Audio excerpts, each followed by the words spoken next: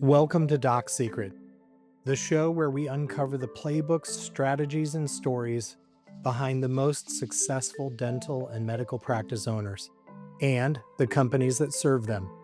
This show is all about building the best practice. Whether you're a dental or medical student dreaming of private practice, a seasoned doctor looking to grow or sell, or an investor exploring the healthcare space, this podcast is for you.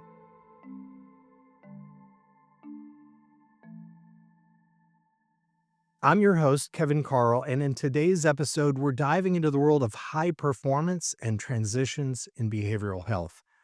Let's get started. Welcome to Doc Secret. Joining me today is Adam Hill. Adam is a licensed social worker and clinical psychotherapist at CFC Therapy Group located in Chicago, Illinois. Prior to becoming a therapist, Adam performed and traveled nationally with the sound of music while also performing in various concerts in New York and lead and feature roles in regional productions of The Fantastics, Grease, Guys and Dolls, and others. Adam provides therapy for adolescents, adults, and couples specializing in trauma, complex PTSD itself, emotional regulation, relationship issues, work-life balance, anxiety, depression, addiction, burnout, and life transitions. Adam utilizes an integrative and collaborative approach via a strengths-based, psychodynamic, emotionally focused, and trauma-informed lens, tailoring his methods to the unique needs and goals of each client.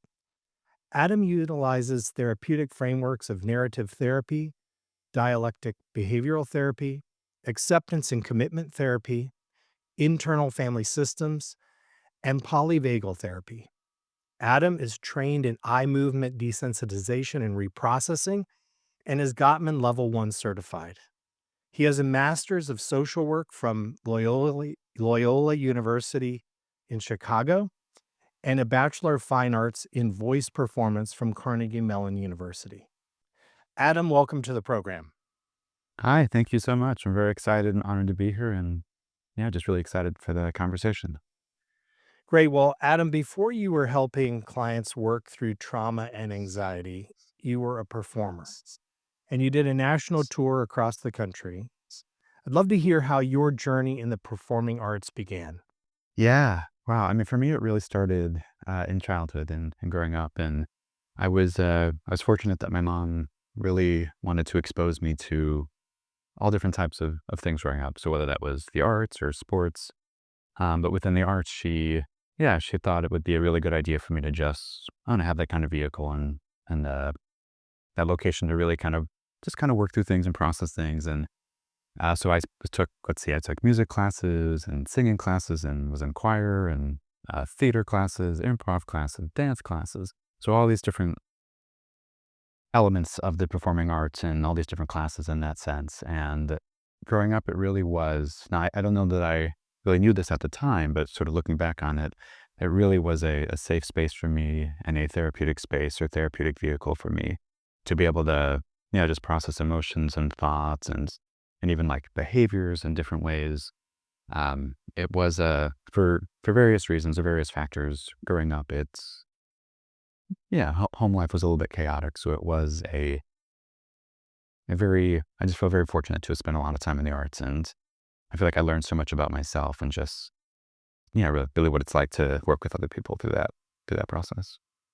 Well, it sounds like it was both a refuge as well as a learning space for you. Certainly, you were acquiring skills, honing skills, and that led you to some pretty amazing experiences later in life. What was it like for you traveling and touring with the sound of music and other productions? Could you paint a picture of the pace, maybe the highs and the challenges along the way? Yeah, I mean, first of all, it was an awesome experience. I was very fortunate to be a part of it, and yeah, I mean, the whole production, it was something that really was a dream for me to be able to be a part of it or something like that. When you're kind of deciding to pursue this professionally or pursue this in college or something similar to it, there's I don't know, the hope is to maybe do something like that, or it is for a lot of people. So to be able to be a part of a big production like that and tour across the country, go to Canada a little bit as well with it was, I mean, really just the coolest experience. And to be able to, I think the sound of music too, the story is timeless, it's beautiful, but it's also deeply impactful and deeply moving and deeply important. And and the music and lyrics by Rodgers and Hammerstein are just, I mean, it's music that I knew for such a long time growing up. So to be able to sort of be in the show in that capacity was, yeah, it really just felt like a dream the whole time. Um, but the whole team, the production team, creative team, the cast, crew, everybody was great and could not have been a better group of people.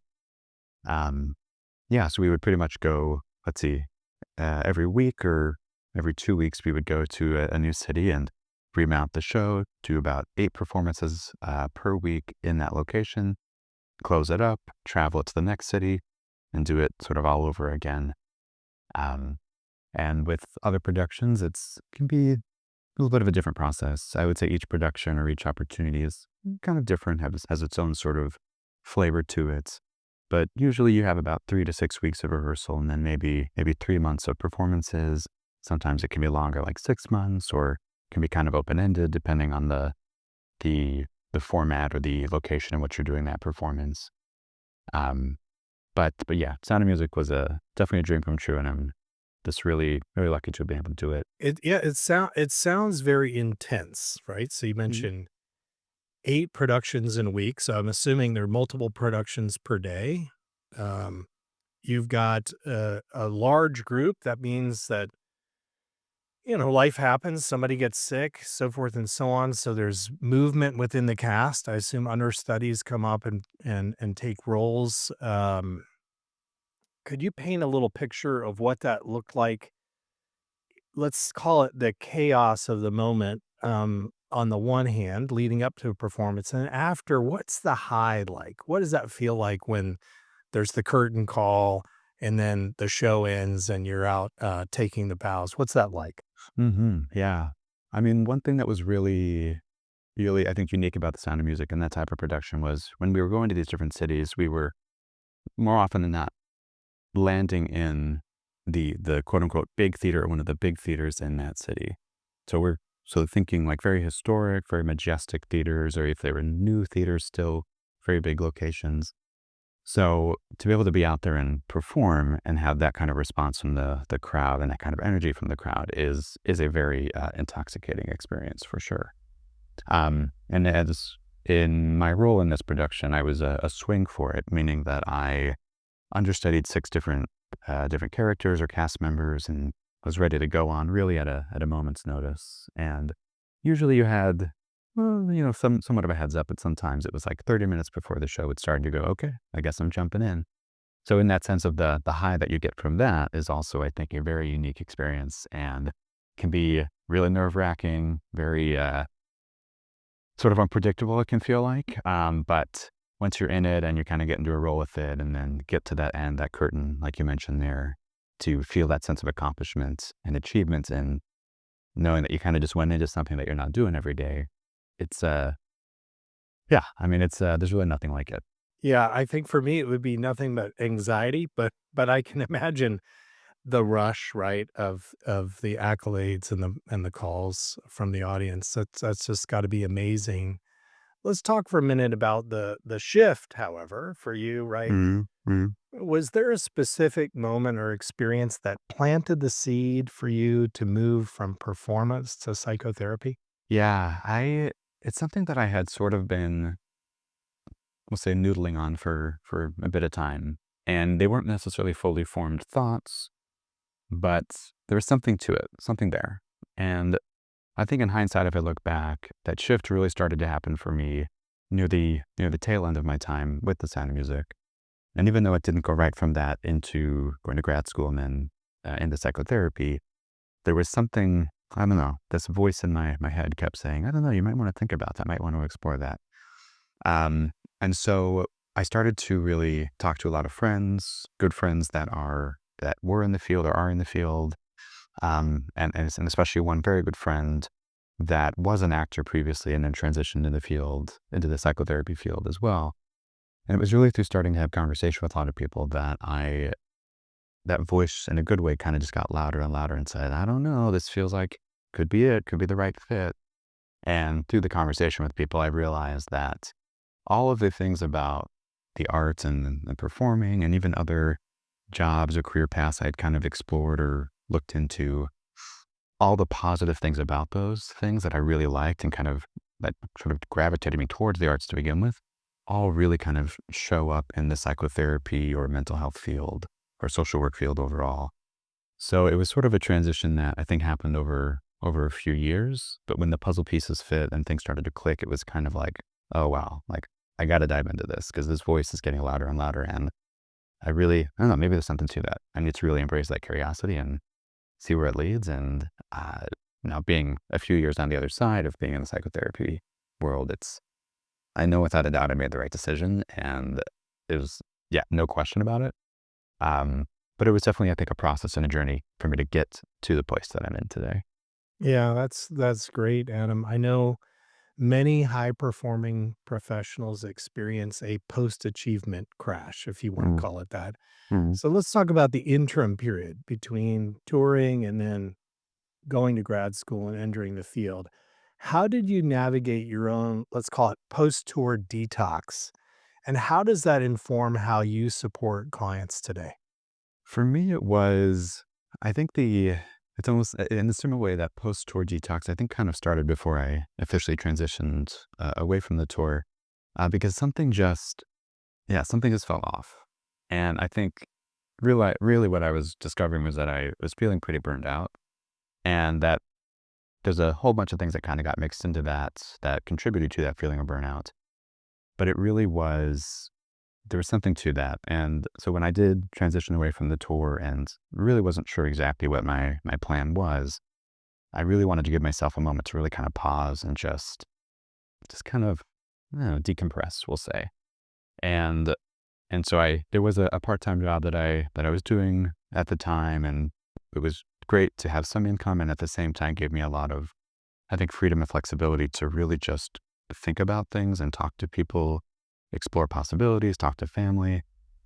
And for me, I think that time was really, really valuable to give myself an opportunity to pause, which is just in the world today is really difficult to do. Things are so fast paced, so much going on, so many different Sure is, yeah. things, expectations, all these different things. And so I think really give myself a moment to pause for really the first time in my life, especially as an adult.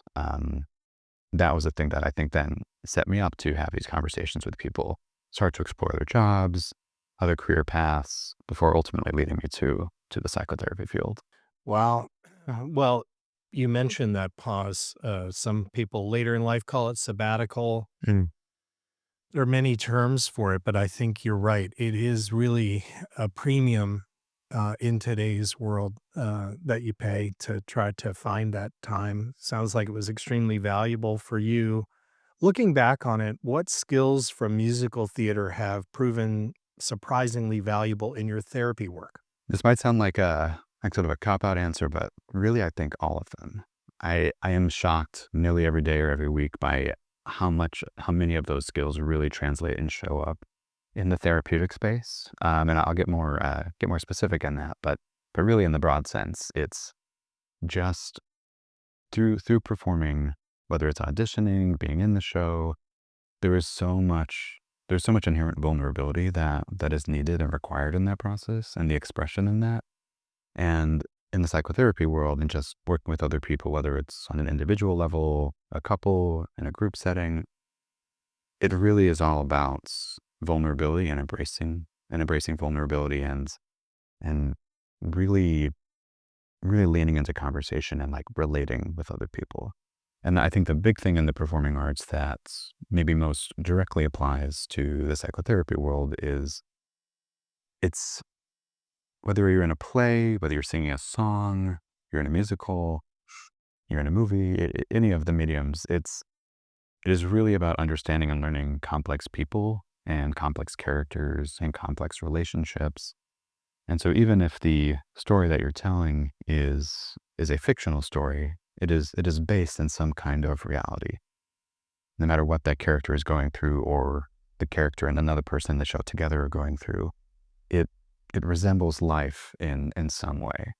So there is so much about just people and the things that people go through and the experiences they have that you really study and kind of get into the nitty-gritty with when you're performing or telling a story or portraying a character that just absolutely shows up in my work with people every day because they're going through different things, having different unique experiences, and to be able to just understand what that journey is like, at least from an artistic sense and a character creation and discovery sense, it applies so directly to what it is potentially like or hypothetically like for the person on the other side that is going through their own unique experience.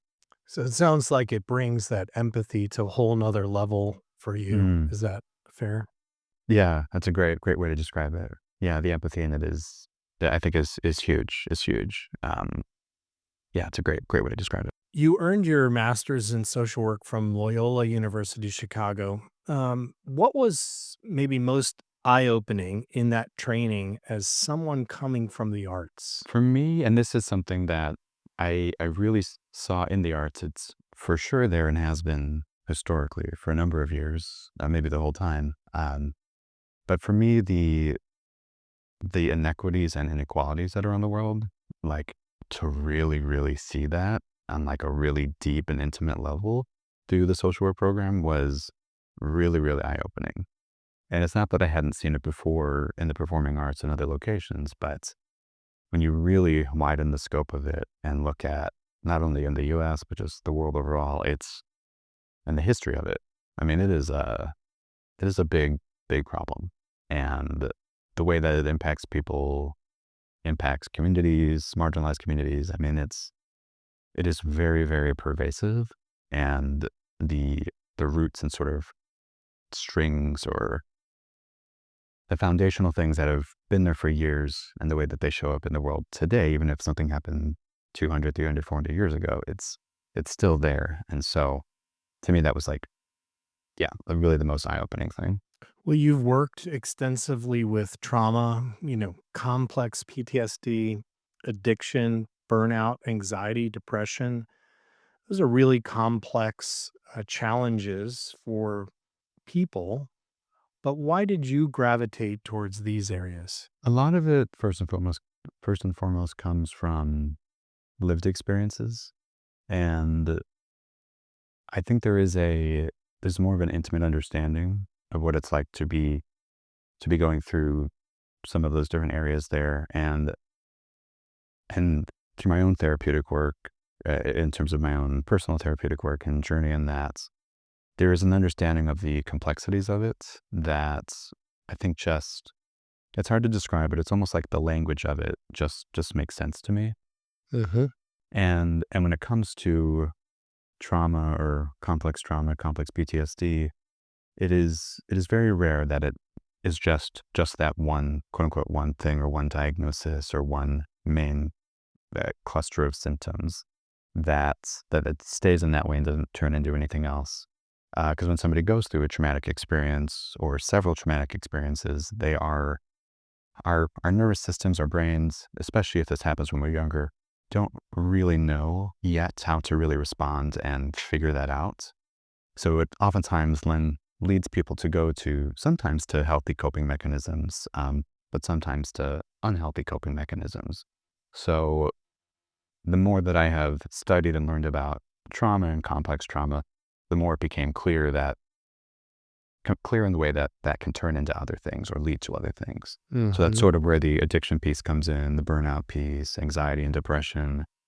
That it's rare that the trauma itself and its whatever version it is isolated and doesn't come with something else. So it Mhm. just became really important and imperative to me to learn about all the different ways that it can show up or ways it can manifest. And yeah, so I think those are probably the big reason as to how I got into the trauma, but then what sort of extends the extensions of it. Mhm. But that burnout piece for sure, I mean, I know that I started to feel it in performing, but before going to grad school and being in the psychotherapy world, I worked in transportation management and logistics for a period of time. And very high pace, very high pressure, very time sensitive, uh, financially focused industry. And I really got really burned out in that. And I know now that there was a lot of personal experiences that were kind of getting tied up into it.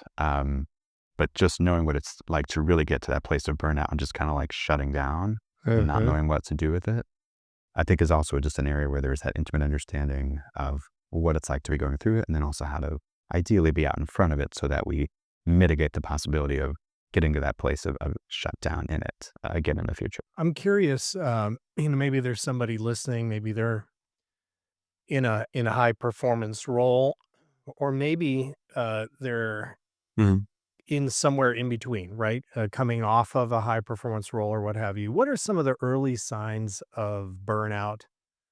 You mentioned shutting down, right, as one element of that. But before that, maybe there are early indicators. If we're listening to ourselves and we're thinking about how am I coping with the pace of life that I'm currently living, what are some things that might tell me I'm burning out? Yeah, I mean, the first thing that comes to mind for me is when you start to notice that there's more of a cynical sort of voice or way that you're kind of showing up in things, or just cynicism in general, where things kind of have that lens to it of like, there's just sort of a lot more negative connotation to things or negative perspective on things, starting to feel like everybody else is the enemy and everyone's in your way. If you notice that have sort of like a short fuse, or that even just like getting up in the morning or logging in for work in the day just has this like really heavy weight to it. I think those are, at least for me, were some of the early signs of like, oh, something is not good here. And our bodies, I mean, they will, before getting to that place of shutdown, they will kind of let us know, like, hey, something about this doesn't feel good. Like, you need to kind of listen. And sometimes it can be just suddenly you're feeling like depressed, or you can be suddenly really, really anxious.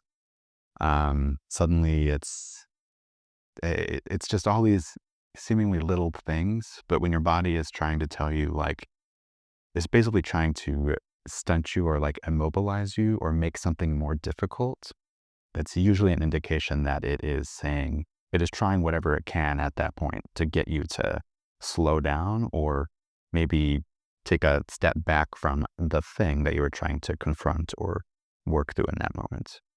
So it sounds like a subconscious self-protection mechanism. Is that Yeah. part of it or Yeah, I think that's a Mhm. great way to describe it. Great way to describe it. And when it comes to, and then when trauma comes into play, like if somebody has past traumatic experiences, our nervous systems are understandably so that much more hypervigilant or sensitive to things that are similar to it, whether that's a really obvious thing or a really, really subtle thing. So sometimes it will just start to pick up on those things, and our nervous systems will almost start to like vibrate to kind of get our attention. And that's sort of where that fight, flight, freeze, fawn, those sort of trauma responses come into play, Mhm. all ways of trying to get us to survive. It's like, to your point, to have that protective survival instinct or mechanism in place so that we don't remain in the scary, debilitating, potentially re-traumatizing situation. Well, let's talk then maybe a little bit about the treatment side of things. You use an integrative approach to therapy. And I know there's a literal lexicon of acronyms, ACT, CBT, DBT, EMDR, IFS, there's so many of them.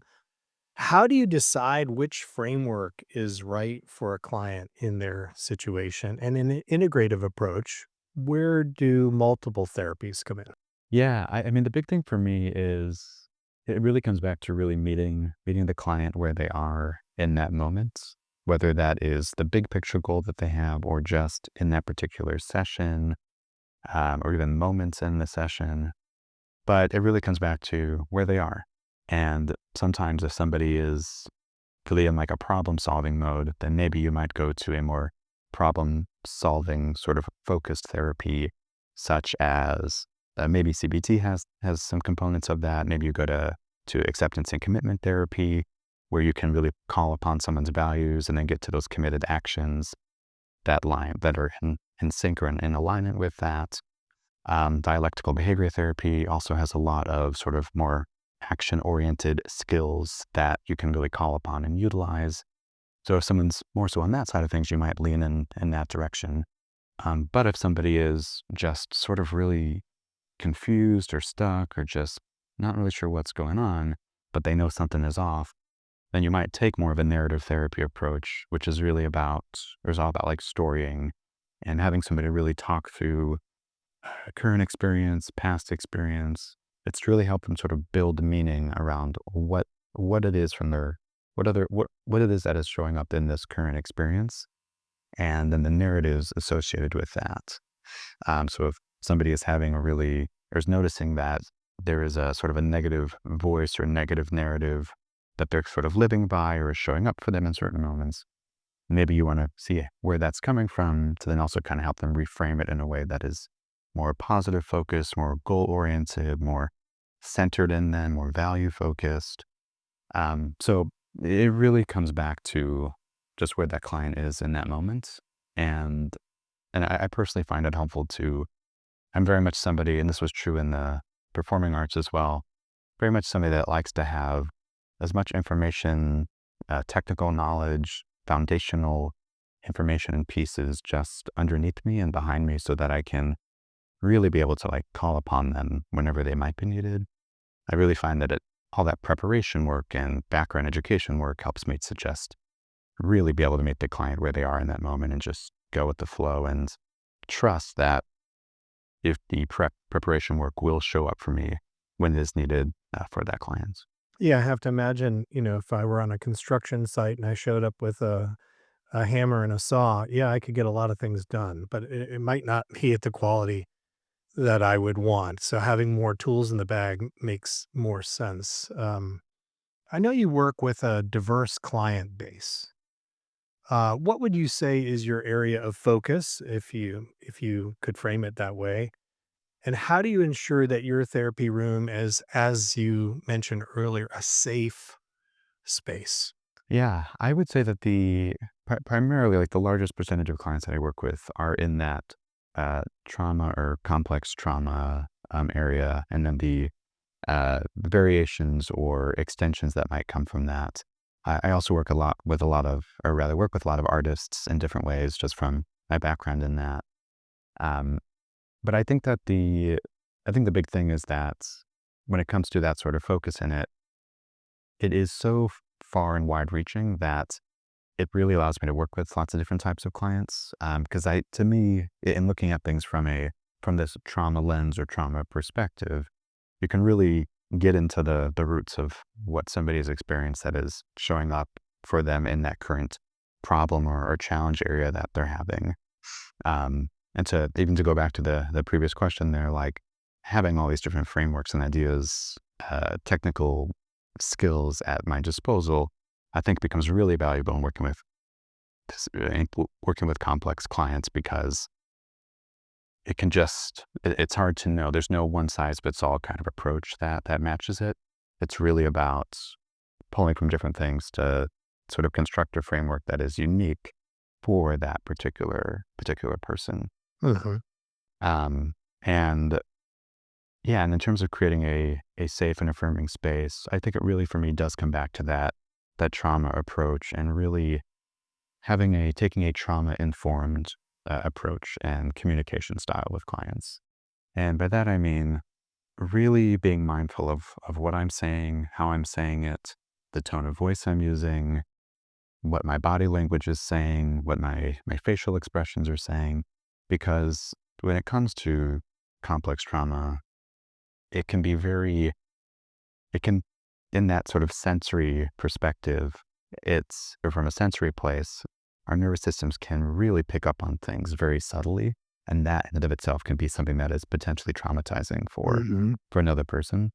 Now, it's not to say that you'll get it right 100% of the time, but the goal in taking a trauma informed approach is to be as mindful as I possibly can so that somebody can come in with whatever it is that they're working on, whatever it is that they want to talk through and work through, whether it be a really, really big thing or a small thing. So just let them know that it's all, it is all a safe space. It is all welcome, that any and everything they want to work through is valuable and important, and that I'm able to really hold that space for them in whatever it is that they want to focus on. Well, that's great. I know you've been involved in also some group therapy Mm, innovations. For example, in researching for the show, I understand one of those is Dungeons and mm, Dragons mhm. therapy. It's a, role-playing game. For those who are unfamiliar, how does a fantasy role-playing game become a tool for real-life personal growth? Yeah, so it was something that sort of came about because I had or still have a handful of clients that just by chance all play D&D or have played it or are interested in playing it. And it's something that sort of I was like, I wonder if there's a way that we kind of bring these people together or people like that into a therapeutic space. Because there is so much about game playing, especially in that role playing sort of perspective, that is so therapeutic. I mean, to give yourself the opportunity to create or develop, cultivate a character seemingly from scratch, that by itself is, I mean, just it's really, really fun. But in the therapeutic sense, if there is something that an individual is really wanting to work on, whether it's like social anxiety or collaboration with others, teamwork, just building community, being able to sort of take turns and trust other people. There's so many things in the D&D and role playing world that just blend so well into a therapeutic space. Um, so I yeah, ultimately started talking to a colleague about this idea, a colleague that is very versed in the D&D world, and together we were like, yeah, let's do this, let's try it out, let's see what happens. And it really became focused on the participants, really encouraging them to create a character that matched a specific social goal that they wanted to be working on, so that they could utilize this character as sort of the vehicle to work on those things.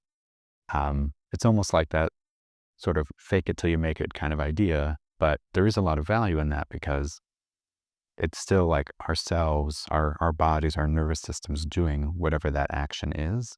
And if you can do it in that space, more likely than not, you can then do it in another space that doesn't have the sort of D&D or gameplay world around it. That makes a lot of sense, actually, the way you articulated that. I could see if you can get yourself into that mode by living, if you will, outside of yourself, then it helps you psychosomatically to get into that mode in your normal, let's say, everyday self. If I know I'm probably using terms that are not appropriate, but it's, Oh, no. Everything you said is like, exactly right. Exactly what my colleague and I hoped that we would kind of get from it. And yeah, and I think in a lot of ways we were, or I mean, knock on wood, but I think we were successful in doing that for the participants. well, that's great. Well, let's talk a little bit about success, right? How Mm. do you evaluate or measure success as you move through different therapies? How does that work in your practice?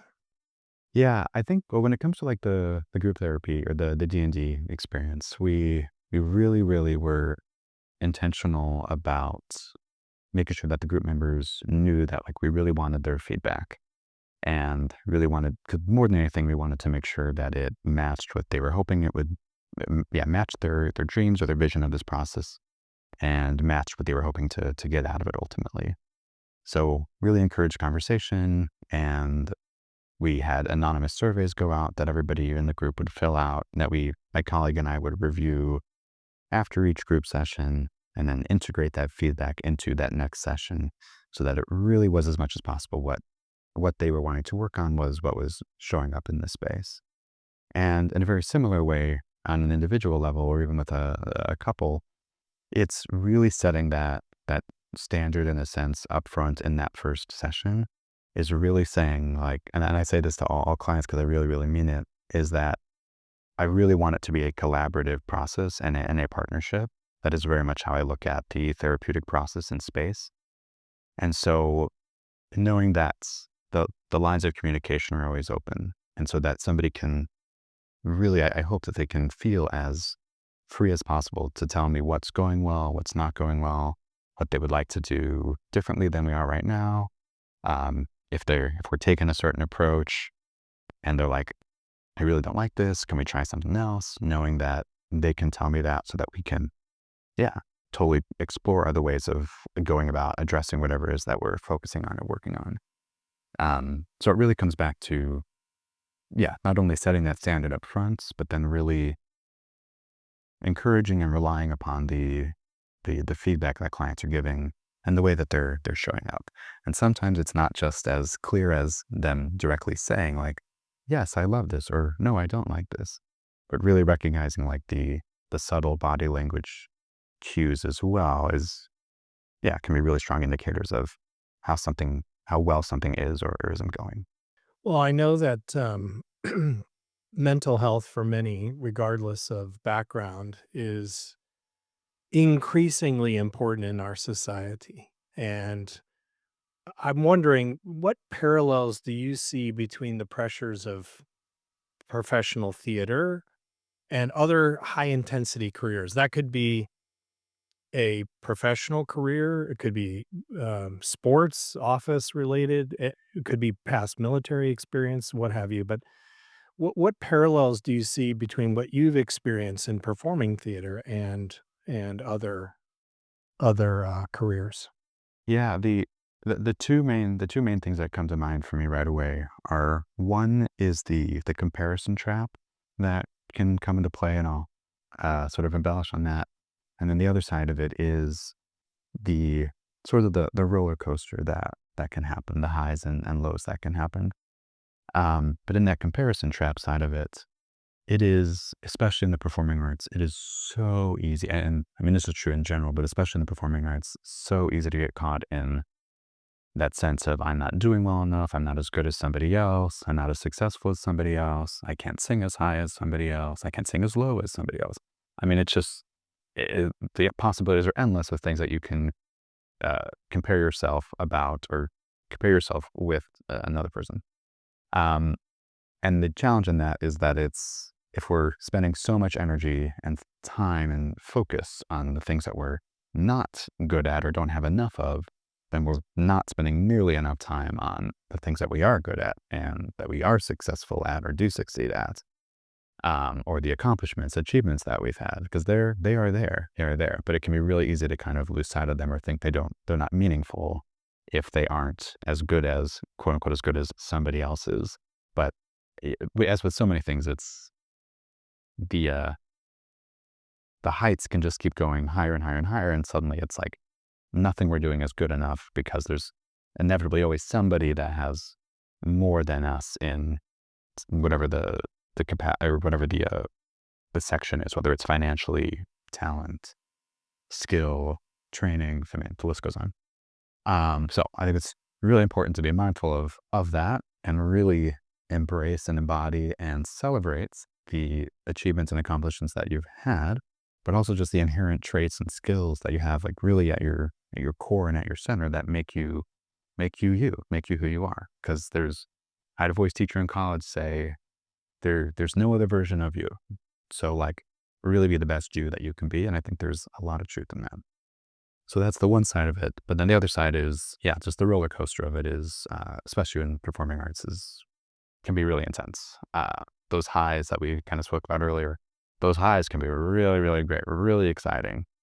Like when you book the show or you book that performance opportunity, so exciting. But oof, like when it isn't going your way, it can feel like you're just like screaming into a void, hoping that somebody finally calls back to you, or it's like, here's my beating heart. You hope that somebody, will give it back to you. So when you're being so vulnerable and courageous like that, but it isn't being rewarded in the sense of here's an opportunity, or in like the corporate sense, here is this big deal that you work so hard on, it can feel like just a huge drop off. Um, so maintaining balance and all that, I think is really important. Well, you've come from performing arts, right, which is a creative space, and so often, we hear these stories of steps off the quote unquote fast track, whatever it is. An example, this might be a president who takes up painting, right? Or somebody retires and starts to write their memoirs. And so people step off of these high intensity career time frames and they step into a creative space. Mm. And you've talked about the role playing games Mhm. or theater and other ways that creativity manifests.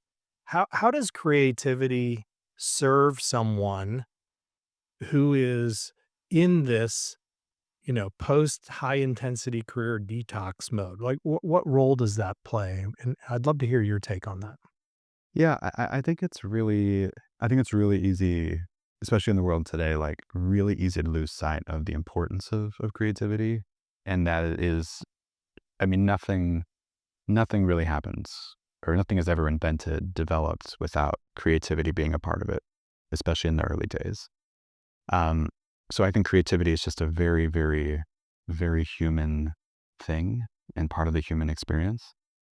And and in the performing arts, I mean, the to really be vulnerable like that, to be creative, to be brave and just taking risks and trying things out and seeing what sticks and what doesn't stick. I mean, I think that is such a crucial part of life in general, that there's it can be very easy to kind of sit back or stay like hidden behind a rock, or stay in this safe safe spot that doesn't you don't feel like you're growing in it. It can be very, very easy to stay in that comfortable space. And it's not to say that there isn't value in that at times. Um, and it's that I think as people, like, we want to grow. We want to continue to have new experiences and develop new skills. And the only way to really kind of go about that is to embrace creativity, at least is to some degree.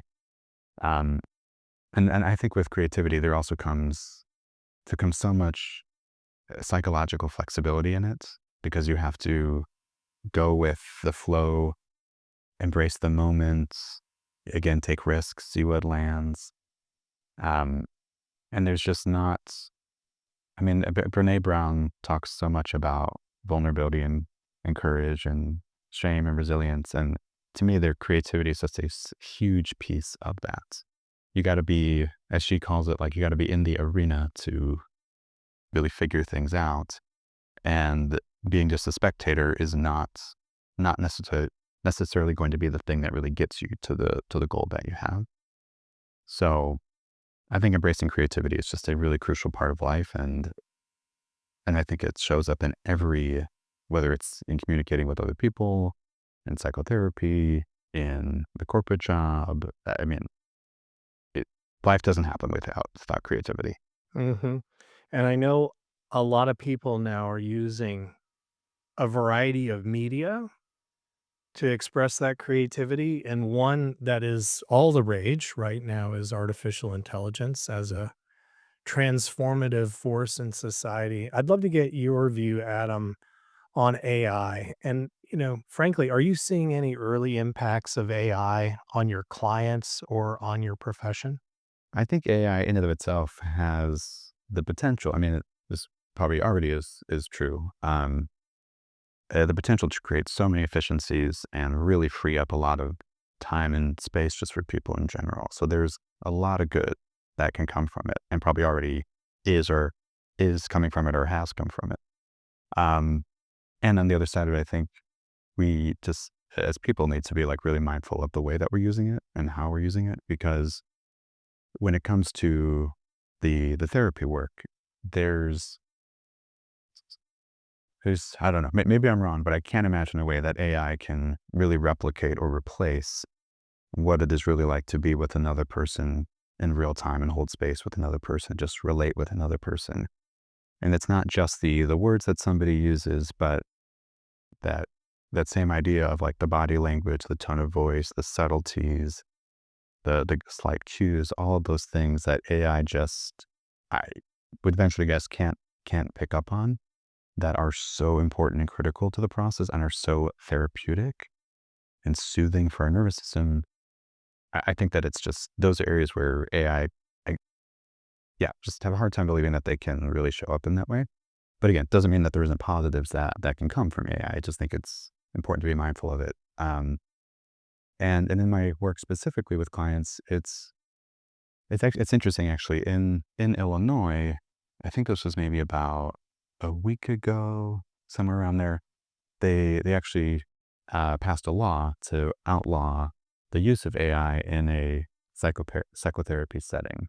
And Yeah, I saw that. yeah, yeah, and Interesting development. it is, yeah, yeah, and it's very, to my understanding of it, it's that it's just being outlawed in the sense that it can't be utilized unless there is a professional there at the same time, so that somebody Mhm. can't just go to an AI uh, system and have that serve as the therapist, that there has to be an actual therapist in the space with that person. So I thought that was a, yeah, interesting development, and but it has, to my understanding too, this law doesn't say that it can't be used to help with administrative tasks and things like that. It's just, yeah, idea being, don't want to replace that human piece of the therapeutic process. Yeah, makes sense. Well, I'd like to maybe transition a little bit in our conversation to those who might be listening. And I'd love to get your advice, if I can use that term, for people who are facing transitional periods. So maybe they've been listening and it's resonating with them. They're coming off of a very intense career purpose. Maybe they've, come back from a forward deployment, a military. Maybe they just finished school. You know, Leading into the school year, they're in theater and they're going to do a big show, and they were just Mm, touring over the mhm. summer or something like that. That might resonate. What advice would you have for them as they prepare for or look into the transitional period that's ahead of them? I think the really big thing is, and this is something I would say to my younger self, um, I say to myself today when I need to as well. But I think the big thing is really to be kind and compassionate and patient with yourself. Because when you're going through transitions, whether they're really big ones or smaller ones, it's, I mean, as people, we want to get to the solution. We want that resolution. We want that relief, that healing, that grounded feeling. We want it as quickly as possible because it's more comfortable. It feels more safe and secure.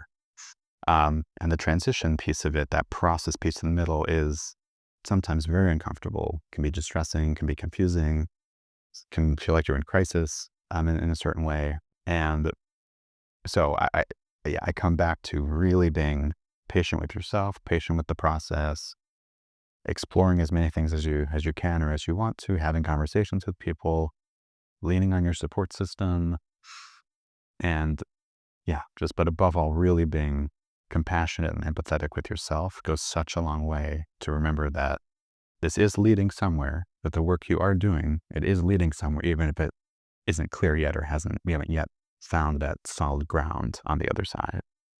Well, that's great advice. I think for anyone who is facing a transition, I appreciate your thoughts on that. Speaking now, maybe to our next generation, and you having gone through this yourself, right? Someone who's exploring the possibility of entering the behavioral health field. Maybe it's just an idea. Maybe they do have that voice in their head. What advice would you have for them? Yeah, I mean, the thing that first comes to mind for me is to really, in a way that feels as, isn't like blowing yourself out of the water, but in a way that feels like it's sort of like leaning on the growth side of things, but really is to kind of explore lots of different possibilities. And in the behavioral health field, really exploring different types of clients, different populations that you might be curious about, you think I might want to work with, because it's, as with anything, the hypothetical of doing something is very different than the act of doing whatever it is. And I think the therapeutic space is no different. So you might think, oh, I don't want to work with couples or something like that.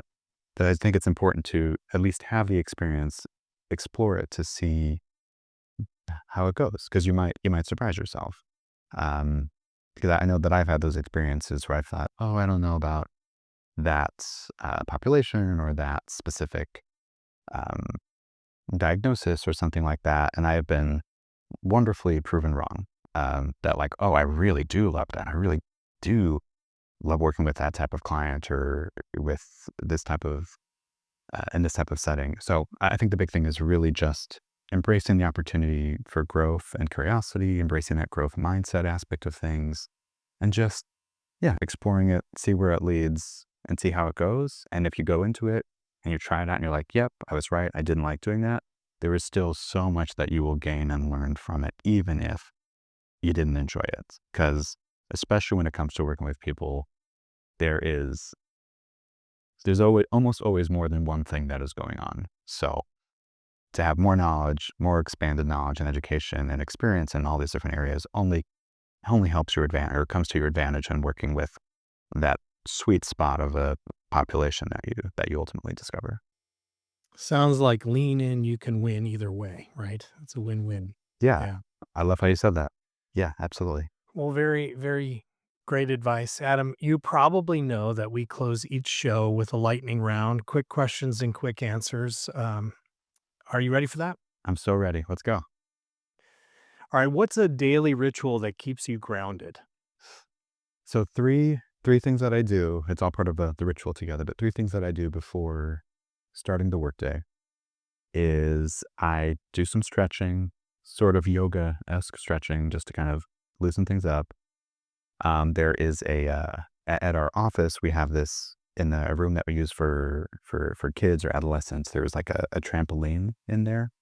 I love to jump on that trampoline, and recently, my wife has a birthday present, got me a at-home version of that trampoline. So I jump on that a little bit, and then this last piece comes from the EMDR world. It's about bilateral stimulation, but really what it is, it's sort of internalizing positive beliefs about yourself or things that you want to kind of download for yourself to kind of go into the day. So I kind of just lean into that. I find it really grounding and regulating, and those three things together have sort of become my go-to things before I start the day. Nice. Nice. I've heard a lot about rebounding. I might have to lean in on that one. Oh yeah, oh yeah. Very, very good. Adam, what's one song that instantly lifts your mood? The Monster Mash, and Nice. it's because it's one of my wife's favorite songs, and so when she hears it, she gets really excited. Then I get excited, and there's like a photo we have in our home that is of her and one of our best friends at our wedding, like running back to the dance floor because they just started to play the Monster Mash. And so I think about all these things together whenever I hear that song, and it's just instant mood booster. That's great. What is one theater lesson that applies perfectly to therapy? The first thing that comes to mind is so I was in a class in college and in undergrad where we talked about Meryl Streep and how she is somebody that, as an actor, one thing that makes her so good is that she has all this technical and foundational knowledge and just education behind the work that she does and the character that she's portraying, which is what allows her to then be in the space in the performance space, on set, whatever it is, and really just let the art kind of take over in real time there. And that is something that I've really carried with me in anything that I've done, but especially in the psychotherapy world. It's like that same idea of the preparation work, the foundational pieces, the technical knowledge, having it here for me so that I can be in the space with a client and really let the art of it kind of just take over and lead me to where it leads. Nice. If you could choose any theater role to play, what would it be? There's a show called, it's a very funny show. It's called A Gentleman's Guide to Love and Murder. And it's very much like a satirical Gilbert and Sullivan-esque kind of show. But one of the main roles in that is, his name is Monty Navarro. And it's just one of those very rare musical theater roles that is both so funny and so comedic and silly, and also so dramatic and like very like serious. And the music in the show is just great. It's by Stephen Lettbeck and Robert Friedman, and it's yeah, it's just one of those roles where you're like, this is what it's like to be an actor because you get to do the whole wide range of storytelling in like a 2.5 or 3 hour period. Very cool. Do you think we'll ever see you on stage with that one? Never say never. If the right opportunity opened up and it was a possibility, and I could do it, I'd probably jump on it. All right. Well, I hope we get to see that sometime. What's one book that has deeply influenced your approach to life and or therapy? Yeah, it's really hard to pick just one, but I would say there are two that really come to mind, or maybe three. The first one is it's a book called What My Bones Know, which is a memoir by Stephanie Fu, and it's all about her journey and experience with complex PTSD, and goes back to like her childhood experiences that maybe resulted in the development of it, but then her journey through life, and then the therapeutic side of it and the healing side of it. I just think it's a fantastic book. That's the first thing that comes to mind. And then from a more technical place is a book by Frank Anderson called Transcending Trauma. And it's just in that complex PTSD sense, it focuses a lot on internal family systems, or IFS as the approach. But really, I think the way that the author constructs the book and the approach with clients in it is it's very creative and very, there's just so much in there that I feel like I keep coming back to in the work I do with clients. Great recommendations. Thank you. If you could instantly master any new skill, Adam, what would it be? So professionally, I would say somatic experiencing therapy. It's a goal that I have at some point to have that training. It's another thing that just can really be helpful for anybody, but especially in that complex trauma sense. But personally, I would love to just learn how to speak Spanish. Okay. Okay.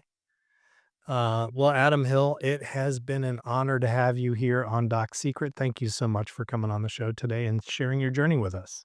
Yeah, of course. Thank you so much. It's been so nice to be with you. I really appreciate the conversation. Thanks, Adam. If you liked today's episode, please like and subscribe. And most importantly, share this podcast with others you think may benefit from the Doc Secrets shared here today.